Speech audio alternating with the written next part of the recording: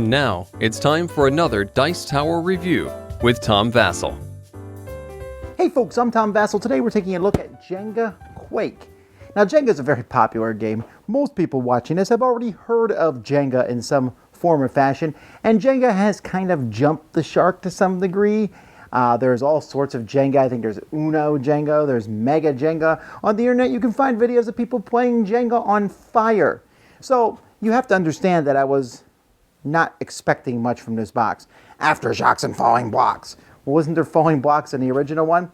So anyhow, let's take a look at how this one is different from normal Jenga.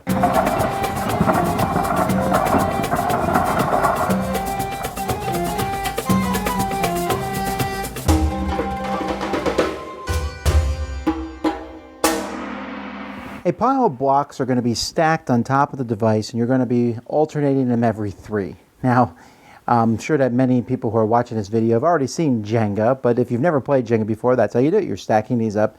These are plastic blocks, and they have some curve type in them, but they stack really well. It's very easy to put them on here. When you're ready, on the side, on the bottom of the base, here, I'll tilt it so you can see a little bit. There's a switch. You turn that switch on, and you'll see that the switch is going, and this is turning bright red. Now, what's going to happen is, every once in a while, and not that often, but every once in a while, the whole thing is going to shake a little bit. Not a lot, but just like what you just saw there. It's going to shake, and it's going to move things around. Now, this shaking is not enough to make the tower fall by itself once. I let it sit there and let it run, and I think it did it after 4 times. But meanwhile, you don't want it to fall on your turn. So on your turn, you're going to pick a block somewhere in the tower, and you're going to pull that block out, and then you're going to place that block somewhere on the top when it's your turn. You're only allowed to use one hand, and then it's the next person's turn. So you can see the next person, it's tilted some more this way, so maybe they need to, oh, there it goes again. And it's kind of random how it goes. So I can pull this block out and put this up here.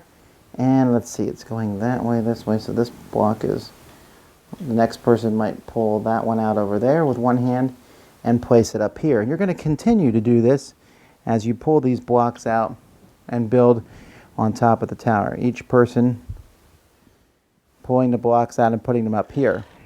And then if you make it fall, like I just did, the person who went before you wins the game. Now when you put a block on top of the tower, you have to wait 5 seconds before the next person goes, and that's just in case the whole thing falls. As long as the tower stands for 5 seconds, you're fine.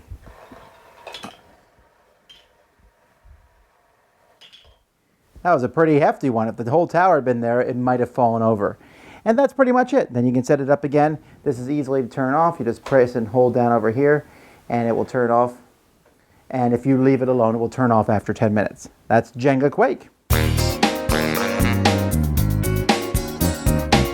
Now, I don't actually hate regular Jenga. Regular Jenga's fine. It's kind of... it's in their modern lexicon. In fact, people use, if you're stacking things, it's kind of like Jenga. There's all sorts of Jenga. There's rip-offs of Jenga that are called something else. And there's lots of them involving wooden blocks. And when you're done, you stack them up together and stick the can around them, the tin can, right? This one's different. Actually, you can just throw everything in the box. I like that for one. And it's plastic instead of wood, which makes it lower quality. Actually, I prefer the plastic pieces to the wooden one. In fact, this is the best version of Jenga I've played.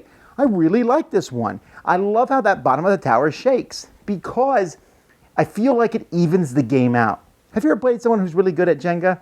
Yeah, I have. My hands shake a little bit when I'm moving stuff. Well, now, I don't care if your hand is firm as a rock. The whole tower might shake on your turn. And it also gives you a sense of urgency. No more walking around a table, thinking deep thoughts. You want to get that block out of there before there's an earthquake on your turn.